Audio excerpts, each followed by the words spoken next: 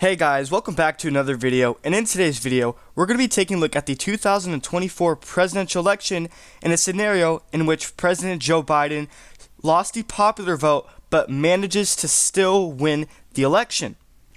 And some would call this a hypothetical scenario, but in my opinion, this is not that hypothetical as you may think, because actually in the 2022 midterms, Republicans still won the popular vote, but Democrats managed to still win the Senate. Even though Republicans won the popular vote back in 2022, they still lost the Senate. So maybe this is not as much as a hypothetical as you may think. But before we get started, make sure you are subscribed if you aren't already, and click the bell so you get notified whenever I upload a video instead of missing out on any of them. And also, we have memberships, so if you are looking for that, it's pinned in the comment section down below. So now, back to the topic of today's video.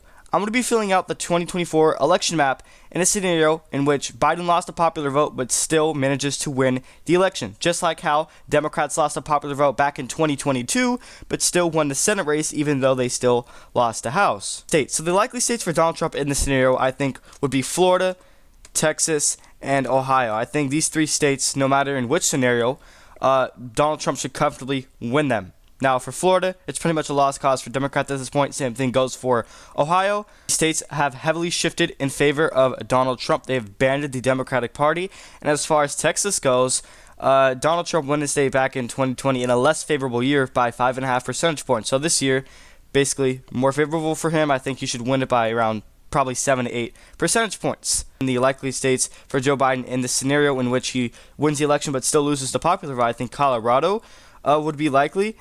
And I think that's the only likely state for him.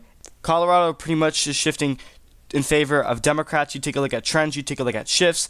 It's just not looking good for Republicans at all, because you have these Californians moving to a state like Colorado, trending the state more bluer than it already pretty much is. It's very blue as of right now. Even though it is still considered a swing state, it's still favoring Democrats. So I don't see that competitive. I think Biden should win that by around 7-8 points in this scenario. And then moving on to the lean states. The lean states for Trump in this scenario will be Georgia and North Carolina. I think that's the only two lean states for Trump. Let's start off with Georgia. Now, main reason why Biden won the state back in 2020 was because he got high turnout among African American voters, in which I don't expect him to crack the nearly 90% he got in 2020. I expect him to lose a lot of that support. Maybe it can drop to 80%, maybe even as low as 70% if Trump is lucky enough. And actually, Trump is polling around 25%, which is a fourth among black voters. So if that continues to happen, then Trump has a good shot at winning the popular vote.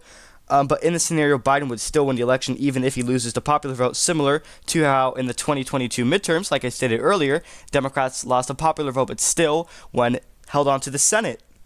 And I think there actually will be quite a few states for Biden in the lean column. I think New Mexico would be lean. I think Virginia would be lean in this scenario.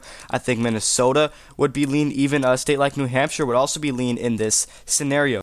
New Mexico, similar to Colorado, I just don't see being that competitive at all. I think Biden should comfortably win that, but I do think New Mexico would be more competitive than Colorado would be. I think it would be more closer. I think the margins would be just smaller for Biden, but I still think he should win that by around 6 points, which is a lean margin. And that's for Virginia. Biden's only polling at 3% currently, which he won the state by double digits of around 10 points last time.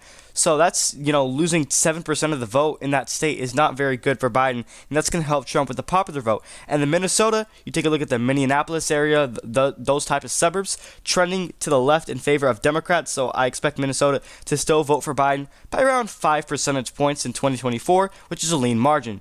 And then New Hampshire, this state doesn't really typically favor incumbents. They favor the challenger, which back in 2020, the challenger was Biden, which is why he did so well in New Hampshire. But this time around, he's the incumbent. So I don't think New Hampshire is going to go to Biden by the nearly 8 points that he got in 2020. I think it should be a little bit closer, maybe 5, maybe 4 percentage points. But I still expect Biden to win New Hampshire. It may get close, but no matter how close it does get, I still think Biden's going to hold on to New Hampshire by a lean margin of around 5 percentage points, which he is polling at 6 points currently as of right now.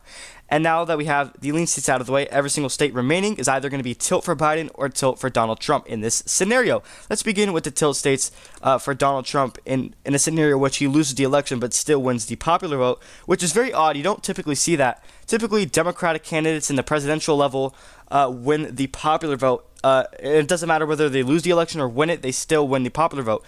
In 2016, Hillary Clinton won the popular vote, she lost the election. In 2020, Biden won the popular vote, he won the election. So Democrats always seem to win the popular vote no matter if they win or lose. But this is a different scenario. The tilt states for Trump in this scenario is going to be Nevada and Wisconsin, the only two tilt states in a scenario which he loses the election but still manages to win the popular vote. Let's start off with Nevada. I think, you take a look at trends, you take a look at shifts, the entire state of Nevada is pretty much trending in favor of Republicans. Pretty much northern Nevada, Reno County is, that type of part of Nevada is very, favorable for the GOP. The only thing that's holding Republicans back from actually flipping the state is Clark County, the Las Vegas area, which is a stronghold for the Democratic Party. And if Trump is able to peel away some of the support from Biden that he got in 2020, I think he will be in striking distance. He has a high chance of actually flipping the state in 2024. And even if Trump wins Nevada and he still wins the popular vote, Biden can still win in this scenario.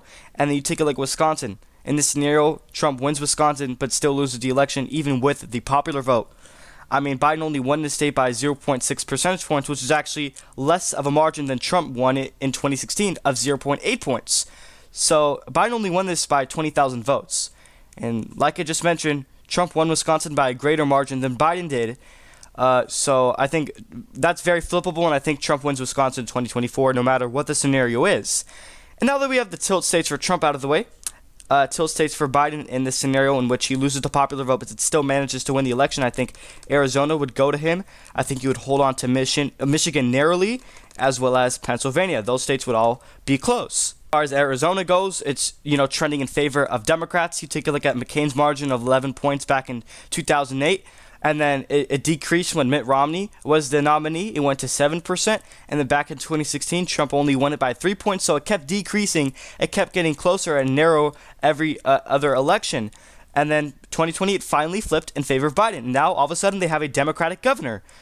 So with that being said, Arizona is trending in favor of Democrats.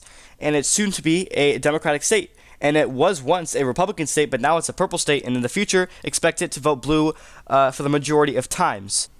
And then in Michigan, Biden won the state by 3 percentage points last time, so I think that's just too much of a great margin for him, for Donald Trump to overcome, and I think he's narrowly going to win the state, even if 100,000 people voted uncommitted, because, people voted uncommitted in 2020, in the Democratic primaries back in 2020, so I don't really see a difference. 19,000 people back in 2020 voted uncommitted. Still a little bit more voted this time around of 100,000. So you can see the difference, but I'm not sure if that's going to be quite enough considering that Biden just won it by a great margin. I'm not sure if it's going to be enough for Trump to overcome, 3 percentage points. That's like over 200,000 votes. But if Trump wins it, I still won't be shocked, but I think Biden will narrowly hang on to that state. And then in Pennsylvania, would also go to Biden in a scenario where he wins the election but still loses the popular vote. In this case, Biden wins re-election, 270 electoral votes, barely winning. Trump barely falls short at 268 electoral votes, which is basically the closest election you would ever see, similar to Al Gore and Bush. Let me know your thoughts and opinions in the comment section down below. Do you think if Biden still loses the popular vote, do you think he can still manage to win re-election? Because if that is the case, this will be the map in which, this is the exact map. If Biden loses the popular vote but still wins the election, this exactly is how the map would pan out and look like. So, one last final reminder before I close out this video is to subscribe and click the bell so you get notified whenever I upload a video instead of missing out on any of them. And also we have memberships, so if you are looking for that, it's pinned in the comment section down below. Become a member today. We have custom perks and custom emojis that you can use whenever you comment on any of my videos. Thank you everyone for watching.